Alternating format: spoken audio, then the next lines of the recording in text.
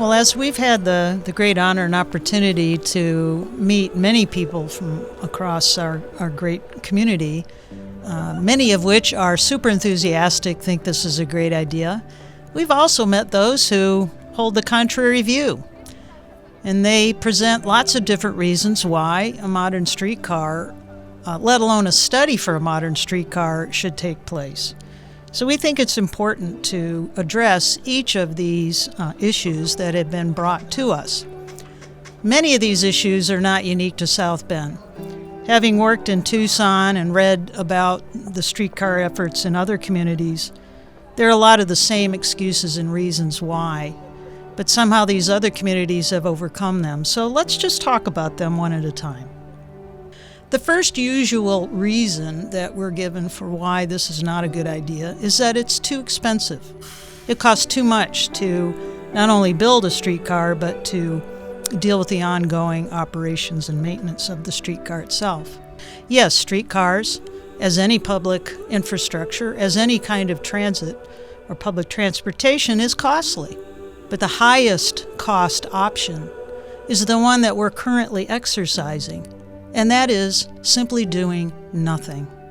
By doing nothing on Lincoln Way, we are condemning that entire corridor and the people that are living there and having businesses there and lives there to no future, because there is no plan that we can see relative to helping to stimulate activity on that corridor. That's the greatest cost option, and that's the one we're currently exercising.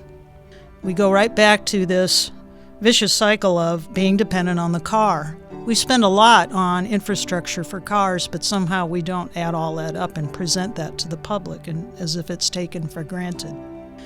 And yes, the operations and the maintenance will have its costs, but as we've mentioned, there is really two sides to an investment coin. All investors know this. You don't get returns until you invest money. What we're hearing from people who naysay about this idea, they only present one side of the equation. They always talk about the cost of the investment, and they never talk about the return. They never quantify the return. They don't even mention the fact that there are returns on investments in public infrastructure. So they'll throw out the millions of dollars that it's going to cost to build this thing, the annual maintenance and operations, and never talk about the revenue that's going to result from this. The revenue from taxes, property values going up, the generation of and growth of existing businesses and new businesses, the attraction of new people to this city that wouldn't occur otherwise.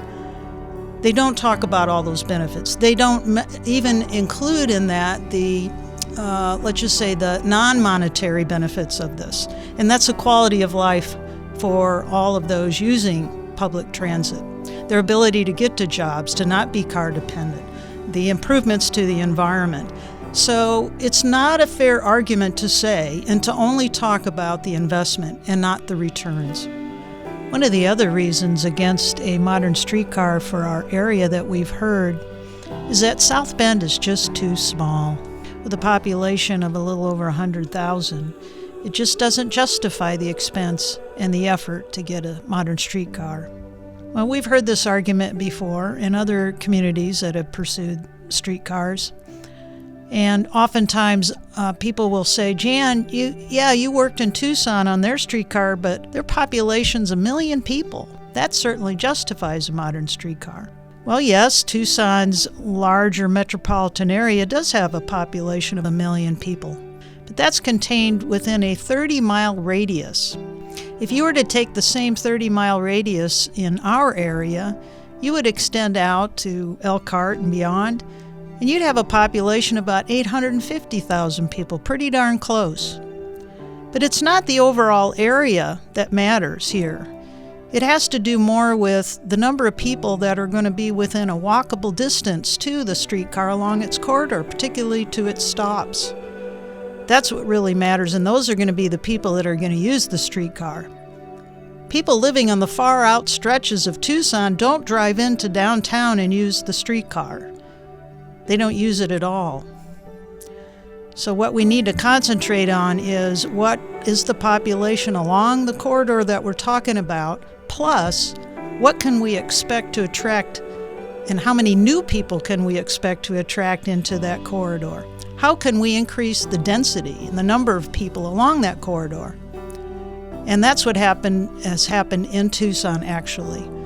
There was, along that 4-mile corridor, a lot of vacant properties, not much residential development, not much in terms of people actually living there along that line, nor working along that line. Now there is. The vast majority of the redevelopment along that 4-mile stretch has been in residential units, and that's what can happen along the routes that we have proposed. So it's a people attractor on a permanent basis, working, living, studying. So this argument that South Bend is too small doesn't really work. South Bend's big in our ideas, our energy, and our ability to achieve this very important step toward our future. As we conclude this discussion, it's really important to ask you to join us in our efforts here with the River Rail. And let me make a few suggestions on how you can help. We have met with Mayor James Mueller a number of times in discussions around the potential for a river rail. And he's indicated he understands how helpful and useful it can be.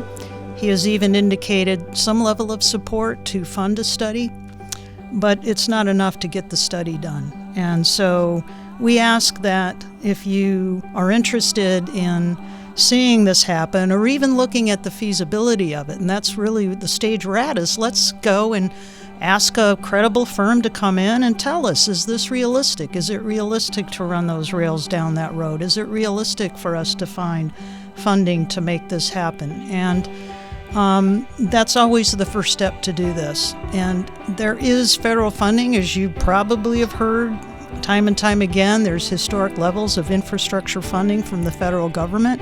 Now's the time to go after that. But we need to do a feasibility study. It's always smart to do due diligence, right? So that's kind of where we are. So if you think that should happen, please let the mayor know. Please let your council people know that this is important and a priority for our community. We have been meeting with all kinds of neighborhood associations, merchants, government officials, and there is a groundswell of interest in this project, so please add your name to it.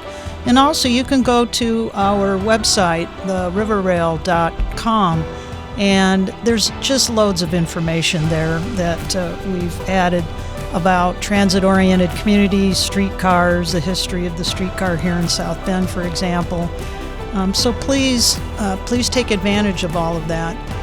You can also find the contact information for the mayor and council people here in South Bend. So that's your access point. And please let them know that you support this important project. Thank you.